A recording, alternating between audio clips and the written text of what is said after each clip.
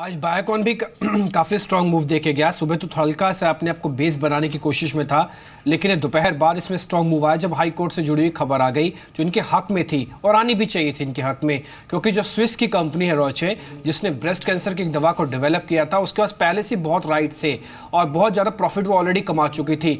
High court में biosimilar का matter चला गया। बायोसिमिलर बायोकॉन की एक डिवीज़न है जो कि इन्होंने रिसेंटली डेवलप भी की है और अब इस डिवीजन को लेकर चैलेंज हो गया था कोर्ट में। दोनों कंपनीज लड़ी। बायोकॉन का पक्ष ये था कि उनको भी मौका मिलना चाहिए इस कैंसर की दवा का। हाई कोर्ट ने यही कहा रोचे से कि आपने तो प्रॉफिट कमा लिया, अब क्यों बायोकॉन दवा ना बनाए, तो इसलिए हक में फैसला आया।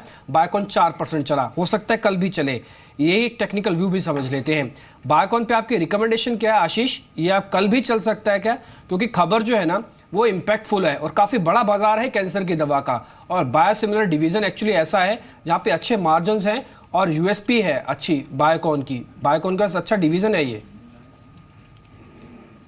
बिल्कुल चल सकता है डिम्पी, क्योंकि आप देखेंगे इस स्टॉक में पिछले कुछ महीनों से एक कंटिन्यूसली बड़ी तेजी बनी हुई थी। जैसे ही कोई न्यूज़ आई जिसके अंदर में प्रॉफिट बुकिंग आ सकती थी, तो वो प्रॉफिट बुकिंग भी बाजार को देखने को मिली और उससे बाद आज वापस से एक स्ट्रांग मूव आया है। आज अगर से आप वॉल्यूम्स देखेंगे तो कल की फॉल में जो वॉल्यूम था उससे स्ट्रांग वॉल्यूम्स आज रिकवरी में हमें देखने को मिला। ये सबसे अच्छा पहला साइन है और मैं समझता हूँ कि स्टॉक अपने ऑल टाइम हाई को वापस क्रॉस कर लेगा जो कि 1140 के आसपास है। तो मुझे लगता है स्टॉक धीरे धीरे 1170 से 1180 के जोन को टेस्ट कर सकता है। ऑन डाउन साइड मैं समझता हूं 1045 1048 के आसपास का एक स्टॉप रख के ट्रेडिंग लॉन्ग पोजीशन की बनाई जा सकती है।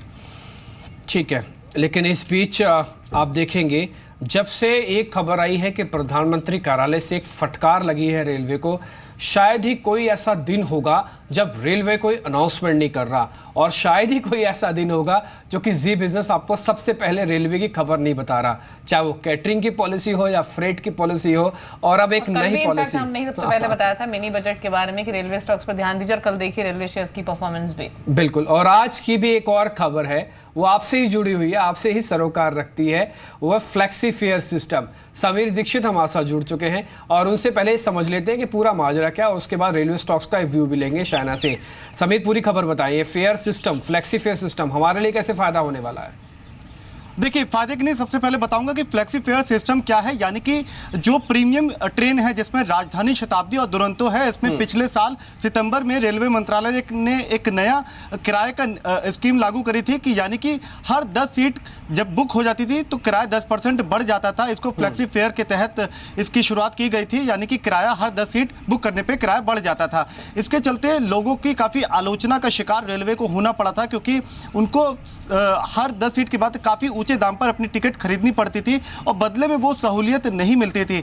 पंक्चुअलिटी हो चाहे फिर ट्रेन में जो भी सहूलियत होती है उसमें कोई खास इजाफा नहीं हो रहा था, जबकि किराए लगातार इन प्रीमियम ट्रेन में बढ़ते जा रहे थे। इसको लगातार रेलवे जो है वो आलोचना उसको झेलनी पड़ रही थी। और अब जो है सूत्र ये बता रहे कि फ्लेक्सी फेयर नियमों में बदलाव किया जा सकता है। अप्रैल में इस नियम को लेकर एक बार फिर से समीक्षा होनी है। बदलाव के तहत जो अहम विचार इस वक्त किया जा रहा है वो ये है कि रेलवे सभी ट्रेन में और सभी श्रेणी में, चाहे वो स्लीपर क्लास हो, एसी हो, AC first, AC second, AC third, सभी श्रेणी में किराया एक फ्लैट किराया बढ़ा सकती है। यानी कि एक मुश्त रकम सभी श्रेणी में वो किराया उसको बढ़ा सकती है।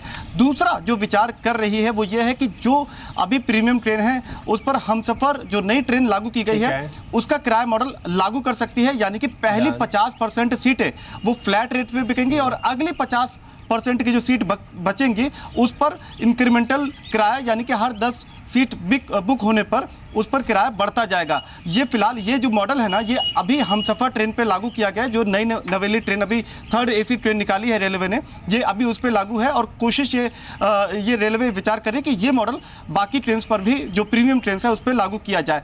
और दूसरा यह है कि जो दूसरा सबसे अहम प्रस्ताव यह है कि सभी ट्रेनों में अक्रॉस ऑल ट्रेन और सभी श्रेणी में किराया फ्लैट किराया बढ़ाया जाए और इस पे अंतिम फैसला अप्रैल में होना है। रेलवे हो जाएगा इस पे फैसला। समीर, शुक्रिया आपका ये जानकारी हमको देने के लिए। इस बीच रेलवे मंत्री सुरेश प्रभु ने भी कहा था कि फ्लेक्सी फेयर में सुधार की जरूरत है। जहां यात्री किराया कम होने की गुंजाइश है वहां किराया घटाए भी जा सकते हैं। सुरेश प्रभु से एक्सक्लूसिव बातचीत की थी जी बिजनेस के इनपुट एडिटर राजेश सिंह ने।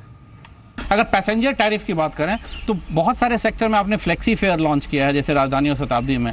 उसका जो आ रहा है सक्सेस रिपोर्ट बहुत ज़्यादा, क्योंकि बहुत सारे सेक्टर में ये हो जाए कि फ्लाइट से भी ज़्यादा महंगा हो जा रहा है राजधानी और शताब्दी। ऑल्दो रेलवे के रेवेन्यूज बढ़ रहे हैं ऑब्वियसली, लेकिन आपको लगता है वहाँ पे कुछ सुधार की जरूरत है? ज़रूरत है, और हमने ये तय किया कि फर्स्ट टाइम रेलवे में जहाँ सीट खाली होगी उसमें हम डिस्काउंट भी दे रहे हैं। ये फर्स्ट टाइम हुआ है रेलवे में कभी नहीं हुआ था। तो क्योंकि हम ये नहीं चाहते कि सिर्फ फ्रेट बढ़ते जाए, यदि कोई संभावना है कि जहाँ पे फेयर कम करने से लोग ज़्यादा आएंगे वो भी हम कर रहे हैं। उसके लिए भी नई पॉलिसी जारी कर दी है। तो मैं समझता हूँ फ्रेट में और फेयर में हम लोगों ने बड़ी मात्रा में रिफॉर्म लाए हैं। उसका नतीजा भी आपको दिखाई दे रहा है, क्योंकि जनवरी फरवरी में जनवरी में जो हमने लोडिंग किया फ्रेट का, वो रिकॉर्ड लोडिंग है कि देश के इतिहास में कौन से भी जनवरी में कभी नहीं हुआ था।